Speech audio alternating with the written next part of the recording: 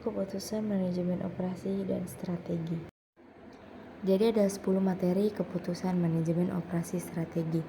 Yang pertama ada desain barang dan jasa, kedua manajemen kualitas, ketiga proses dan kapasitas produksi, keempat pemilihan lokasi, kelima tata letak fasilitas, keenam ada sumber daya manusia, ketujuh ada mengelola persediaan, kedelapan ada manajemen rantai pasok, kesembilan perencanaan dan penjadwalan produksi, dan yang terakhir ada pemeliharaan. Dari 10 materi tersebut, saya akan membahas 3 materi. Yang pertama ada desain barang dan jasa, kedua ada pemilihan lokasi, dan yang ketiga ada tata letak fasilitas. Masuk ke materi pertama yaitu desain barang dan jasa. Adalah proses sistematis untuk merancang karakteristik, fitur, dan spesifikasi produk atau layanan yang akan memenuhi kebutuhan dan keinginan pelanggan, sekaligus selaras dengan tujuan bisnis perusahaan.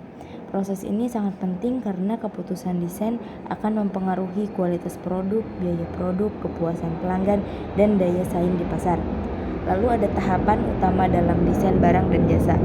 Yang pertama itu ada analisis kebutuhan pelanggan, mengidentifikasikan dan memahami kebutuhan, preferensi, dan ekspektasi pasar melalui riset agar produk atau jasa relevan dengan pelanggan sasaran.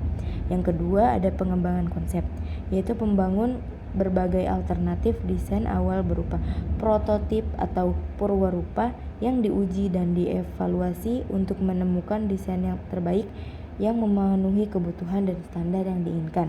Yang ketiga ada perancangan rinci, desain spesifikasi teknis, bahan baku, bentuk fisik, fungsi, dan metode produksi yang sesuai agar produksi dapat dilakukan secara efisien dan kualitas terjaga. Yang keempat ada evaluasi dan perbaikan, melakukan uji coba produk, menerima masukan, dan melakukan revisi untuk menyempurnakan desain sebelum diproduksi secara massal. Yang terakhir, yang kelima ada sertifikasi dan regulasi, yaitu memastikan produk atau jasa memenuhi standar keselamatan, peraturan pemerintah, dan aspek lingkungan yang berlaku. Selanjutnya ada pertimbangan strategis dalam desain barang dan jasa. Yang pertama, kualitas produk dan jasa. Sesuaikan dengan harapan pelanggan dan positioning pasar seperti produk premium atau ekonomi. Yang kedua, biaya produksi dan pelayanan. Desain harus menekan biaya bahan baku dan proses produksi agar harga jual kompetitif dan menguntungkan. Yang ketiga, waktu ke pasar. Proses desain dan pengembangan harus tepat agar produk bisa segera memasuki pasar dan menanggulangi pesaing. Yang keempat, daur hidup produk. Memperluaskan kemudahan perbaikan, menggantikan komponen, dan daur ulang untuk keberlanjutan. Yang kelima, aspek lingkungan atau grand design. Mengintegrasikan penggunaan bahan ramah lingkungan dan proses produksi hemat energi. Selanjutnya ada fungsi dan peran desain barang dan jasa dalam manajemen operasi. Menentukan bagaimana produk atau jasa kita dapat diproduksi secara efektif dan efisien. Lalu kita juga dapat membantu transisi mulus dari riset dan mengembangkan R&D ke produksi massal. Selanjutnya kita juga dapat mempengaruhi keputusan dalam proses produksi, kontrol kualitas, pelatihan karyawan, dan mengelola rantai pasokan. Kita juga dapat mendukung strategi operasi seperti manufaktur yang meminimalisir pemborosan dan memaksimalkan nilai pelanggan. Lalu saya akan membahas materi kedua yaitu pemilihan lokasi. Pemilihan lokasi adalah keputusan strategis mengenai tempat di mana suatu fasilitas operasional seperti pabrik, gudang, kantor, atau tempat usaha akan ditempatkan. Keputusan ini sangat penting karena berdampak langsung pada efisiensi operasional, biaya, akses ke pasar, dan daya saing bisnis dalam jangka panjang. Lalu kita akan membahas faktor-faktor penting dalam pemilihan lokasi. Yang pertama ada kedekatan dengan pasar. Lokasi harus dekat dengan pelanggan untuk mempercepat distribusi, mengurangi biaya logistik, dan meningkatkan respons terhadap kebutuhan pasar. Yang kedua ada aksesibilitas. Kemudahan dijangkau oleh pelanggan, pemasok, dan tenaga kerja melalui jalan utama. Transportasi umum dan fasilitas pendukung lain sangat penting. Yang ketiga ada biaya lahan dan bangunan. Harga tanah, biaya sewa atau pembelian properti, serta biaya pembangunan harus sesuai dengan anggaran dan potensi pendapatan usaha. Yang keempat ada infrastruktur pendukung. ketersediaan listrik, air, telekomunikasi, fasilitas transportasi atau bisa disebut jalan, pelabuhan, dan bandara, dan layanan keamanan atau gawat darurat harus memadai. Yang kelima ada ketersediaan tenaga kerja. Kedekatan dengan sumber tenaga kerja terampil dan biaya tenaga kerja yang kompetitif mempengaruhi operasi. Yang keenam ada lingkungan dan sosial budaya. Karakteristik sosial ekonomi masyarakat sekitar, sikap dan penerimaan masyarakat, serta kondisi lingkungan sangat berperan dalam keberlangsungan usaha. Yang ketujuh, persaingan atau kompetisi. Lokasi harus mempertimbangkan keberadaan pesaing. Terlalu dekat dengan pesaing bisa meningkatkan persaingan, sedangkan terlalu jauh bisa mengurangi potensi pasar. Yang kedelapan ada visibilitas dan lalu lintas. Lokasi yang mudah dilihat dan memiliki lalu lintas jalan kaki atau kendaraan yang tinggi dapat meningkatkan peluang usaha terutama untuk bisnis retail atau jasa. 9. Ada fasilitas parkir. Tempat parkir yang memadai akan mendukung kenyamanan pelanggan dan karyawan. 10. Ada regulasi dan perizinan pemerintah. Pemilih lokasi harus mematuhi peraturan zonasi, pajak, izin, serta standar lingkungan yang berlaku. 11. Ada potensi perluasan.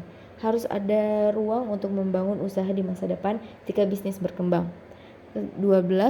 Topografi dan kondisi alam. Faktor geografis seperti struktur tanah, iklim, dan risiko bencana alam juga perlu dipengaruhi.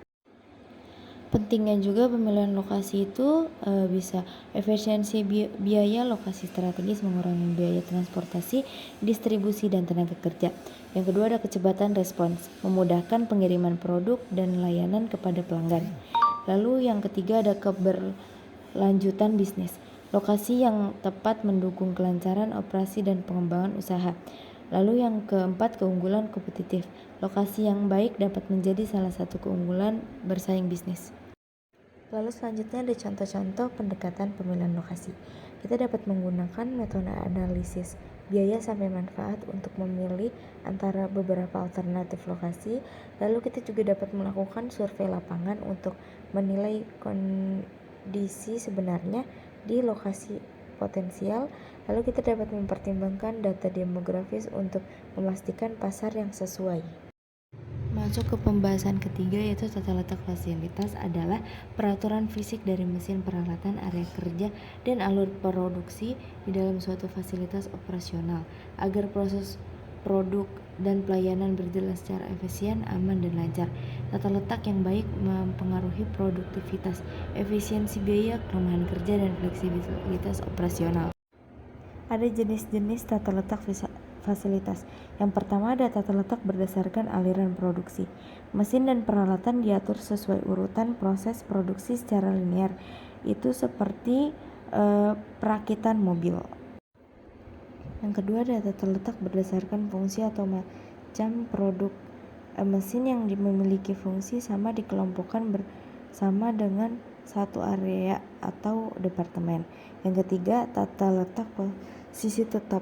Produk besar dan berat tetap pada suatu lokasi, sementara pekerja, mesin, dan material bergerak ke tempat produk itu berada. Misalnya pembangunan kapal, pesawat, dan gedung. Yang keempat ada tata letak berdasarkan kelompok produk. Mesin proses dikelompokkan dalam salah satu kerja yang mampu menyelesaikan satu produk. Lalu ada tujuan tata letak fasilitas. Yang pertama itu ada efisiensi alur kerja, lalu pengurangan biaya, keselamatan dan kenyamanan, fleksibilitas, dan memanfaatkan ruang optimal. Lalu ada faktor-faktor yang mempengaruhi tata letak. Ada karakteristik produk dan volume produksi, variasi jenis produk dan kebutuhan proses, lalu ada teknologi dan peralatan produksi, alur produksi dan penanganan material, kondisi fisik bangunan dan ruangan yang tersedia, lalu ada kebijakan keselamatan dan kenyamanan kerja.